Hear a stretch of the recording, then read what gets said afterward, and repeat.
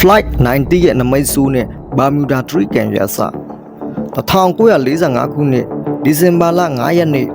အမေရိကန်ရေတပ်ရဲ့အကောင်းဆုံးဘောင်းကျဲလေယာဉ်9စီးဟာမိုင်ယာမီလေတပ်စခန်းကနေပုံမှန်လေကြီးရေခရီးစဉ်တစ်ခုအတွက်ပြန်သွားခဲ့ကြပါတယ်။ရာတီဥရုကတာယာနေပြီးလေယာဉ်မှုတွေကလည်းတွေးကြောင်ကြီးကောင်းဆောင်တွေပါ။ဒါပေမဲ့သူတို့အားလုံးဘာမြူဒါထရီကန်နေမြေတဲ့ရောက်သွားတဲ့အခါမှာတော့ကဘာပေါ်ကနေအစအနရှာမရောက်အောင်ပျောက်ဆုံးသွားခဲ့ရပါတယ်။သူတို့စီကနောက်ဆုံးကြားလိုက်ရတဲ့အတန်ကတော့ငါတို့ပဲရောက်နေတာလဲမသိတော့ဘူး။ရေဒါတွေအကုန်ဖြူနေတယ်ဆိုတဲ့ကြောင်းပွဲပေါ်စကားတစ်ခုမှာဒီလေယာဉ်9စီးကို Flight 90လို့ခေါ်ပြီးလူပေါင်း14ဦးလိုက်ပါသွားခဲ့တာပါ။သူတို့ပြန်တန်းပြီးအနာရီခွဲအကြာမှာ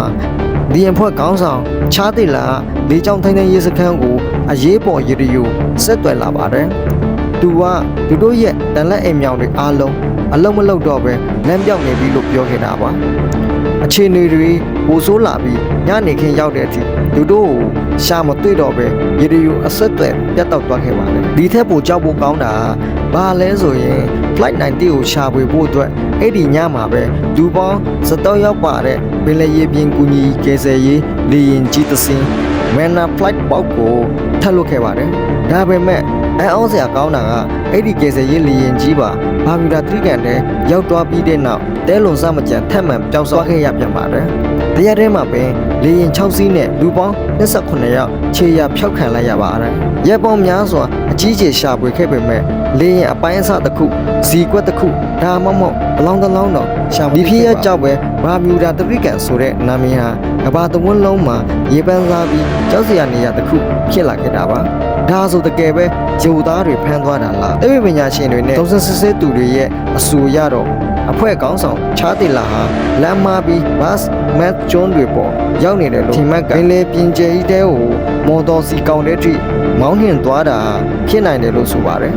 အဲ့ဒီညကမောင်တိုင်းထံပြီးလိုင်းကြီးခဲ့တာကြောင့်လေရင်တွေရေသေးစင်းသက်ချိန်မှာချက်ချင်းနင်းမြောက်သွားတာဖြစ်နိုင်တယ်လို့ကေစရေးလေရင်ကြီးကတော့စက်ပိုင်းဆိုင်ရာချွန်းချက်ကြောင့်လေထဲမှာပောက်ကွဲသွားခဲ့တာလို့ယူဆကြပါတယ်ဒါပေမဲ့ဒါတွေဟာယူဆချက်တွေသာဖြစ်ပြီးတကယ်လေရင်ပြက်တွေကိုဒီနေ့အထိရှာမတွေ့သေးတာကြောင့် Flight 90ဟာဘာမြူဒါထရီကန်ရဲ့အကြီးမားဆုံးရုပ်ဝက်ချက်အဖြစ်ရှိနေသေးပါငွေချင်းတို့ရောဒါဟာ